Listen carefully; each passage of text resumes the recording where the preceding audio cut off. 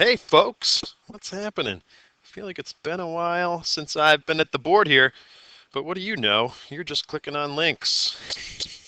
So, we are talking about rotation, and in particular, let's see, boy, we started with rotational kinematics describing quantities associated with rotational motion like angular velocity and angular displacement and angular acceleration, and relating those quantities to translational or linear quantities, like what's the linear speed of a place on a rotating object, and accelerations of those places, and distances traveled by those places. And then we talked about, well, the nature of torque and what torque does.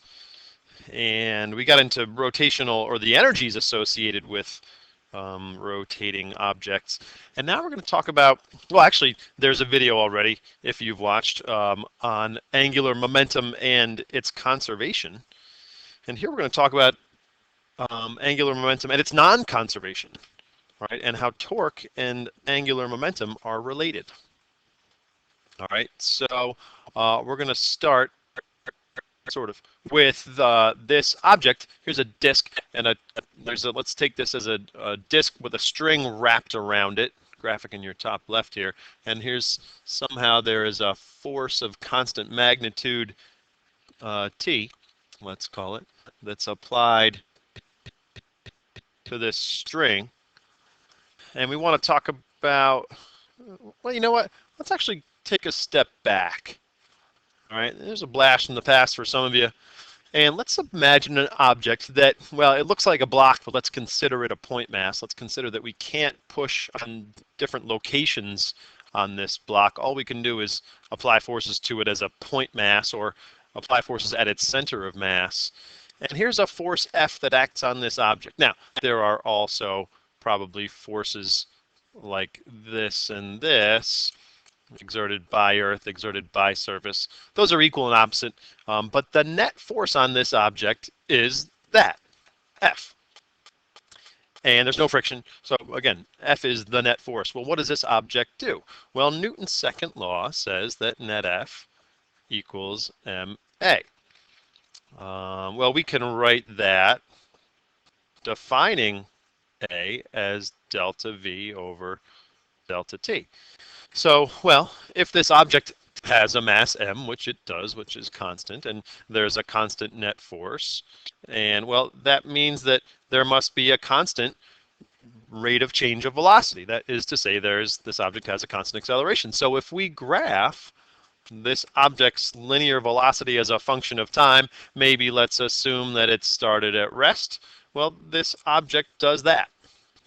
This object has a velocity that changes at a constant rate. That's the definition of Newton's second law.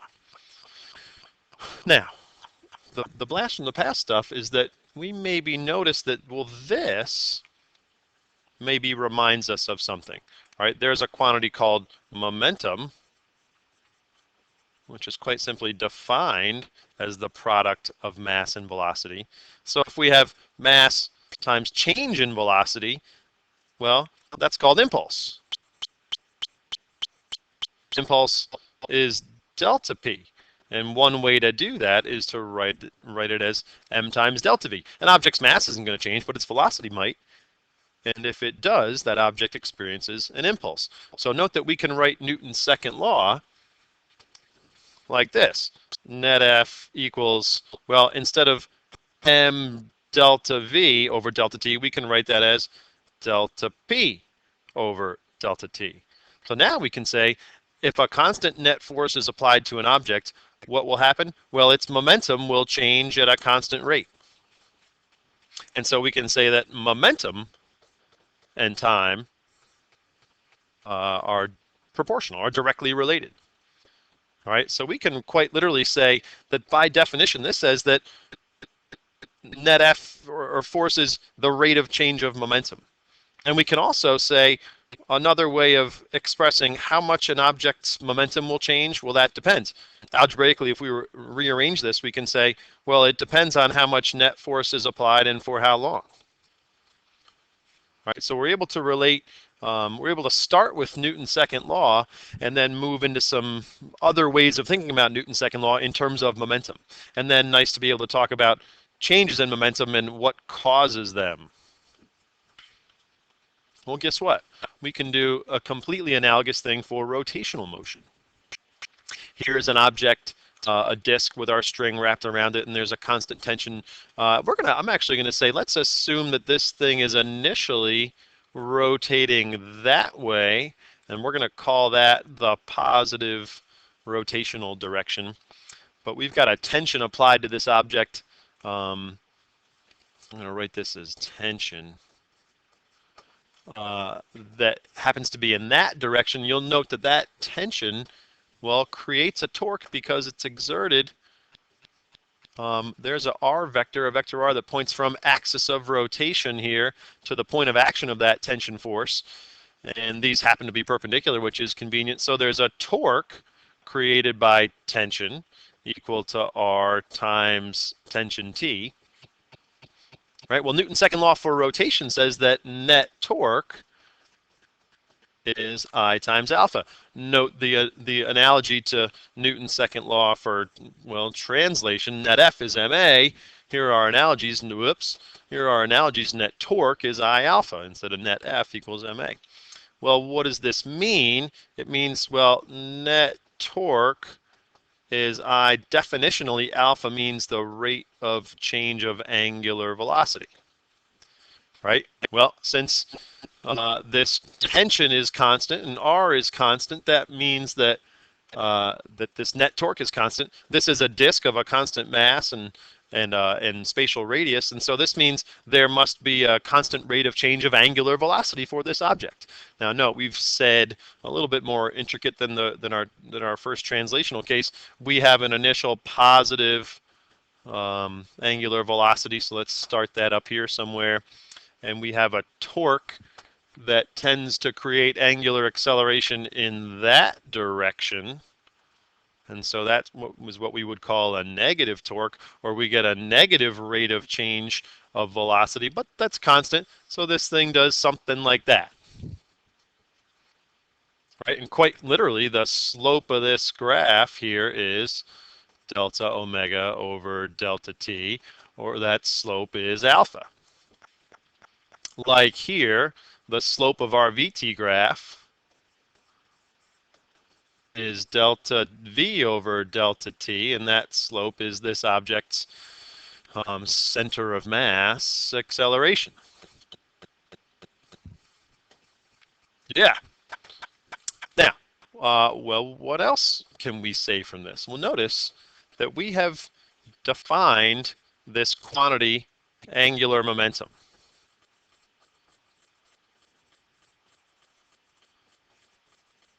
And that quantity we define as I omega. Note that this is very analogous to saying m times v, but this is rotationally I times omega.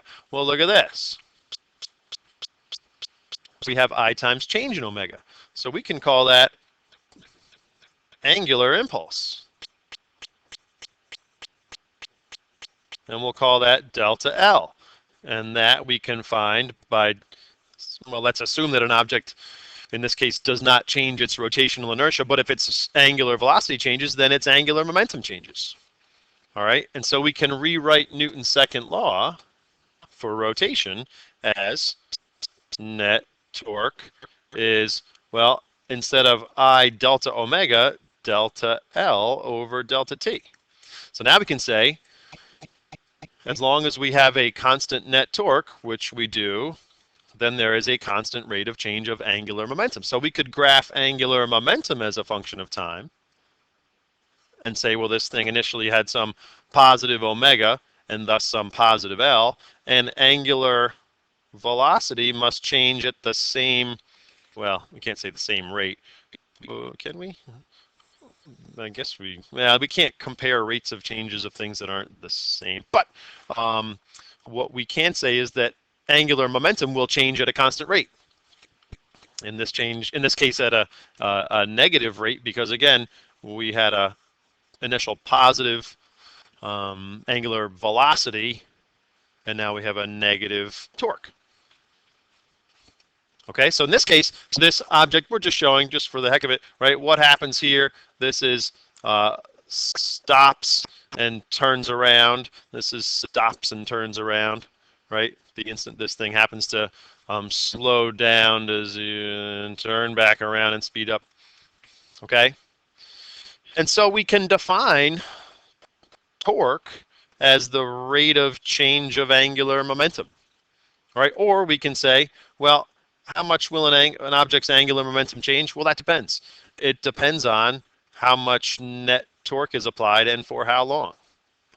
All right, this is exactly analogous to all these translational things that we talked about some months back. Okay? Okay. Now, this slope, right, this slope happens to be delta L over delta T. Oh yeah, look. So that slope is the net torque. Just like, or analogous to the fact that the slope of this graph, slope here, delta P over delta T, well, that happens to be net F. All right, so nice that we can use definitions of some quantities to, well, analytically look at what graphs, what value graphs are for us. All right, graphs are more than pretty pictures. This tells us something, it tells a good story. Okay, well, this says momentum changes at a constant rate. But further than that, we can go from this and say, well, what can we find that's not simply one of the momentums at one of the instants? We can find the rate of change of momentum, which really does tell us the net force acting on this object. Just like here, we can say more than just what is the angular momentum at this time. We can say what's the rate of change of angular momentum, and therefore what's the net torque applied to this object. Fair enough? Okay. Here's a case where we can apply some of that stuff. This is, well, pretty quantitative. We've got a disk that has that mass and that radius, and it's subjected to this force F. You get what I'm trying to show here with my fancy graphics? This is still, that's perpendicular. We're just trying to go three-dimensional on you. All right, so there's a force F. This force somehow varies, like you see in the graph here. And let's do, for example, let's find the change in angular momentum from 0 to 10 seconds. So change in angular, how much will an object's angular momentum change? Well, if we knew, whoops, not M, silly. If we knew what this object's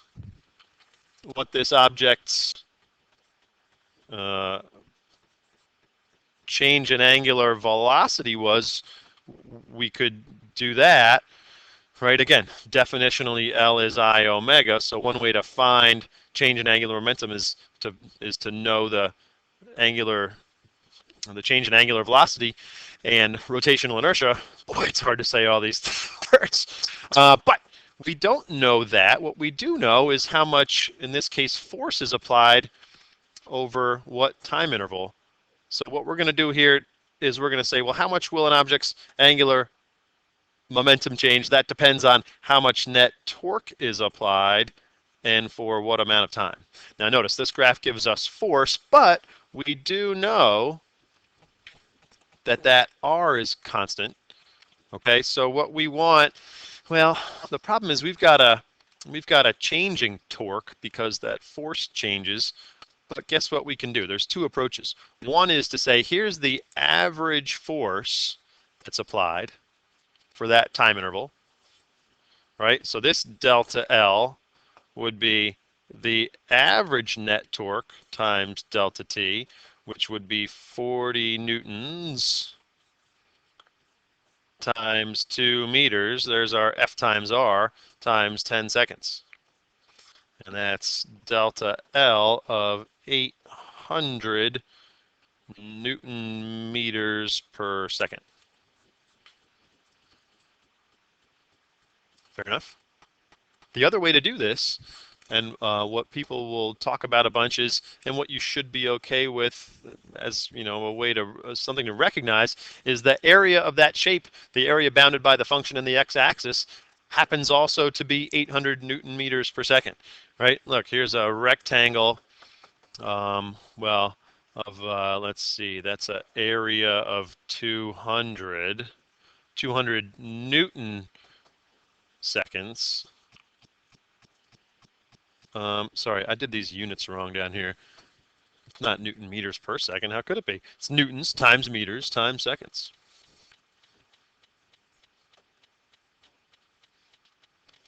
So there's a rectangle of area 200. Here's a triangle of area 1/2 base times height, 1/2 of 10 times 40. That's also 200 Newton seconds. But that's just the force and the time. We have to then multiply also by the radius, and that gives us a total of, look, we add these 200 and 200, that gives us 400, but times the 2-meter radius does give us 800 Newton meters per second. So what you have to recognize here, what you should recognize is that area bounded by function and x-axis can also give you impulse. Okay, what's the angular velocity after 25 seconds? So that means what we have to do is, notice, let's see, oh, disk is initially at rest. Now we're looking for a delta omega. Okay, so what we have to find, delta omega. We need to find the delta L for the whole 25 seconds, and then we can relate that to I delta omega. Okay, so we do know that this delta L for the first 10 seconds is 800 Newton meters per second. For the other interval, here's the average force. I like to do average stuff, especially when functions change uniformly like this. Notice, what I have to do is take the average of this section that changes uniformly and then the different average of that section that changes uniformly. Again, your other option is to find the area of these geometric shapes. So this from 10 to 25 seconds, delta L is the average net torque times delta T. So the average net torque is 30 newtons times 2 meters, there's F times R, times delta T of 15 seconds, right?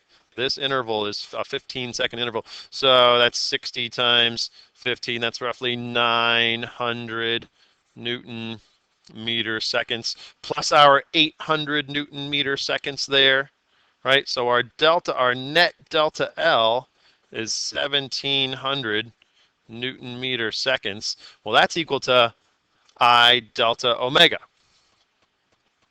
Well, I is 1/2. This is a disk. 1/2 m, 15 kilograms, r squared, 2 meters, times delta omega. We just did this. Delta L is I delta omega. Oh gosh, squared. Don't forget squared in your rotational inertias. Oh gosh, what's half of 50? That's 30, right? This is 4 times, that's 60, there's 30, 1700 divided by 30. I can't claim to know that off the top of my head. This net delta L, okay, so we have delta omega is 1700 Newton meter seconds divided by 30 kilogram meter squared. So what's 770 divided by 3? Sounds like 57. Go ahead and call it 57. 70, 57, sure. Delta omega is 57 rads per second. I know that to be true. You can prove it by saying, what's a Newton?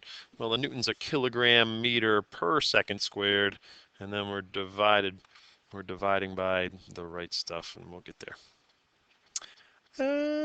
So let's see. Well, there's our answer. I guess because, right, the disk was initially at rest, we want to know what its angular velocity is after 25 seconds. Well, that means this is omega minus omega naught. Omega naught we defined as 0, so here is our final angular velocity based on that, the application of those varying forces. Let's just be sure here, right? That Newton is a kilogram meter, per second squared times a meter times a second divided by a kilogram, meter squared. And then the kilograms go, and then the meter, and then the seconds, so the seconds, and we're left with a per second and a per second because a radian isn't a real unit, dimensionless unit. So that's good. Units work out. Hooray. Okay? That's a numerical one for sure. I don't know that a typical question would be as jerky as to give you force and make you go to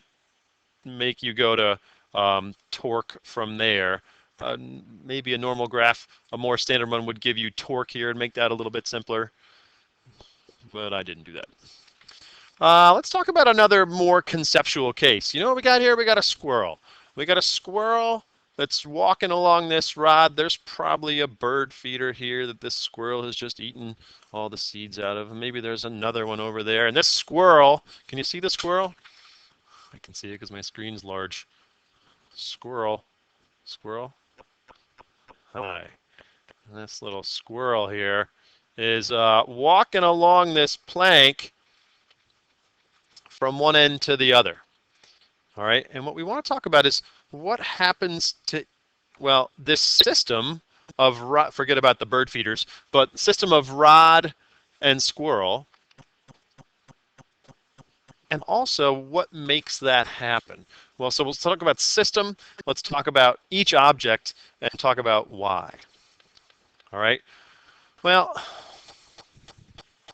what happens? One thing we have to know is that if these two objects, and let's say that, we have to stipulate that this system is rotating, initially rotating.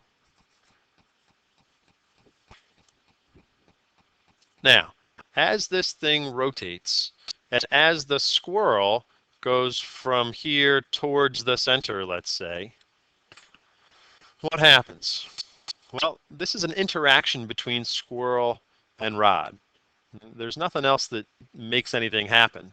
All right, there's a tension force here that acts at center of mass. There's an mg force there that acts at center of mass. Let's also say, maybe there's two squirrels. Yeah, there's another squirrel over here, a blue one with a fluffy tail. And that squirrel is also walking. That's better. Both of these squirrels are walking towards each other to exchange pleasantries. So that makes this system balanced. Won't rotate like that. Okay, so if that's the case, then we're going to put another point mass here. And this thing is moving this way. Well, what's happening to this system?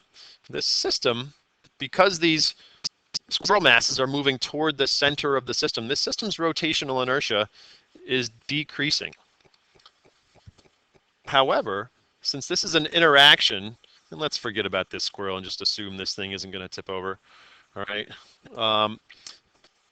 Because this is an interaction between two objects, what we have defined to be true in a previous video is that angular momentum of this system stays constant. All right. So big deal. Net L initial equals net L final. This system's angular momentum is conserved. All right, but as the squirrel moves this way, well, here, watch what we can write. We can say this is I system omega initial is I system omega final. All right, and I system omega we can say is, well, here's the squirrel. That's a point mass. Here's the rod.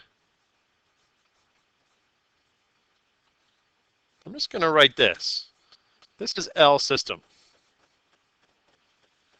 And that has to stay constant. That quantity, this whole quantity has to stay constant. So what happens is, as squirrel walks towards the center, this value R, which goes from axis of rotation to squirrel's location, this gets smaller. Now, this doesn't do anything. The rod is the rod. Rod's mass is constant. Rod's length is constant. So nothing happens to the rod's rotational inertia, but the squirrel's decreases, which means as this squirrel walks towards the center, omega gets bigger. Omega of this system.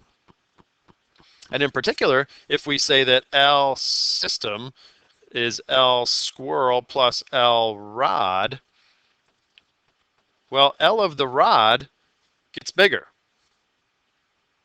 right? Because, look, omega gets bigger and rod's rotational inertia stays the same. So that means that the rod's angular momentum increases.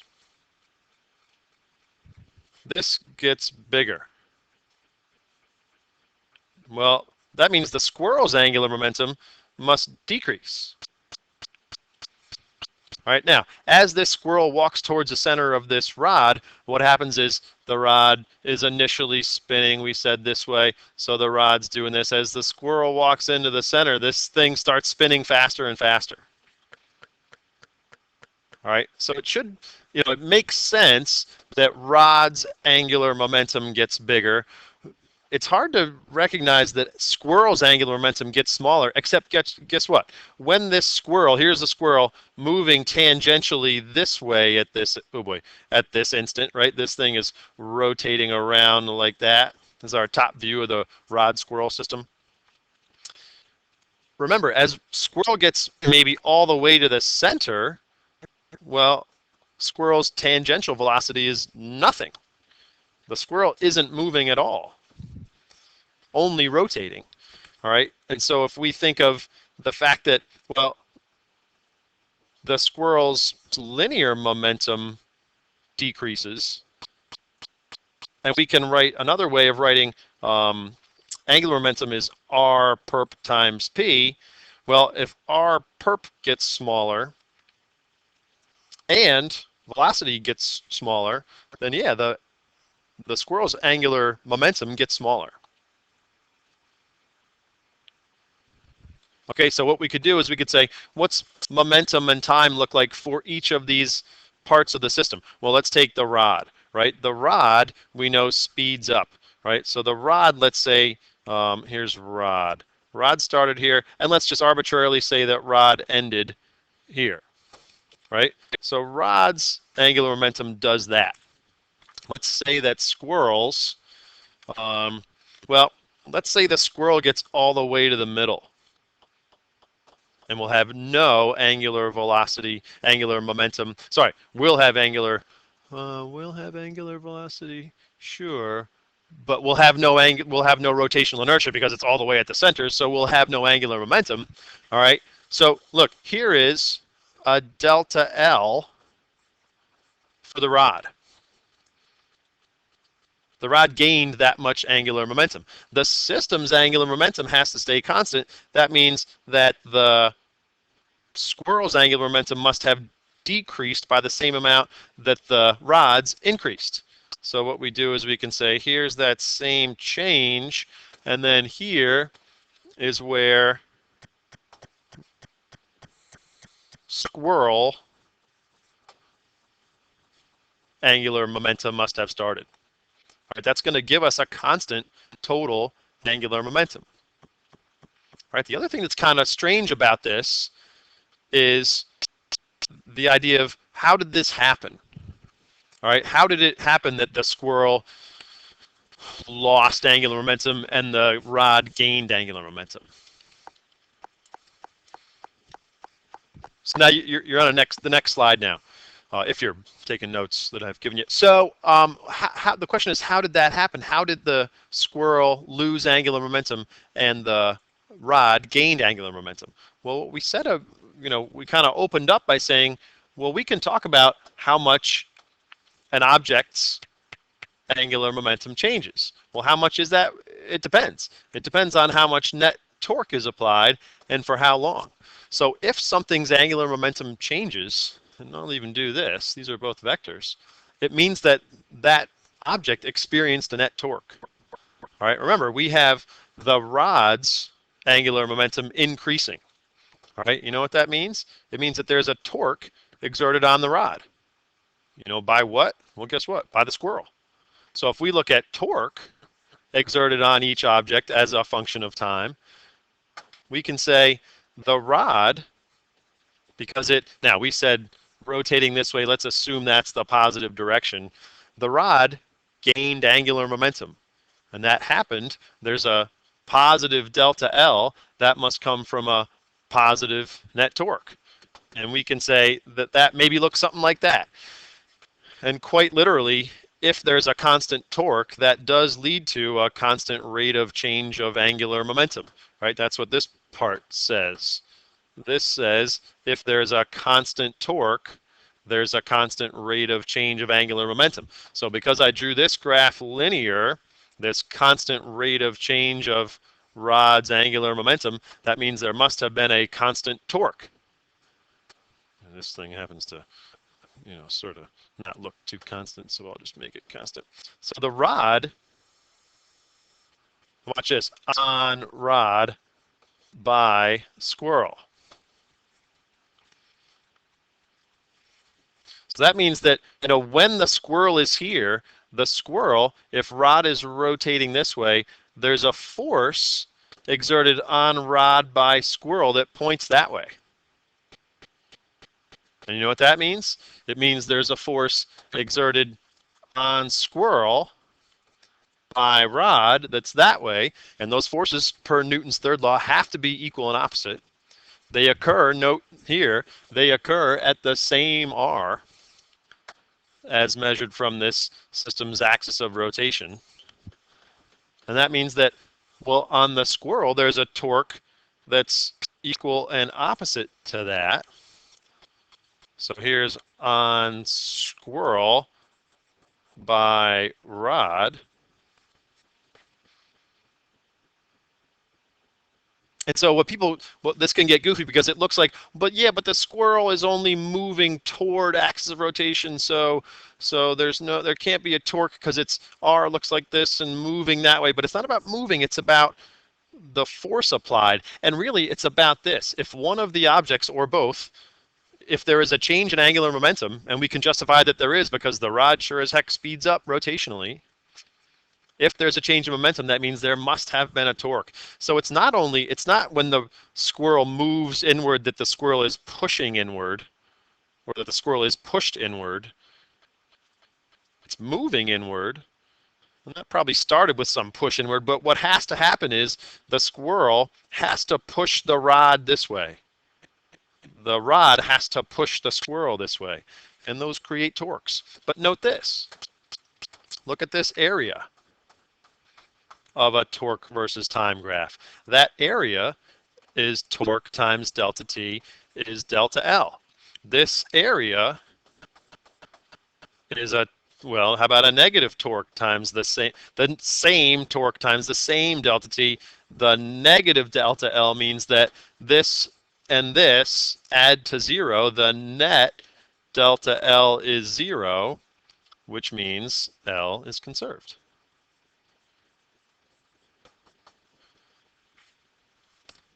Okay, so what's neat is we can look at the whole system, or the two object system, and what happens to each part of the system. And we can talk about what must be true for the whole system. And we can justify, especially for this case, which seems strange, that there is a torque exerted on each of these objects.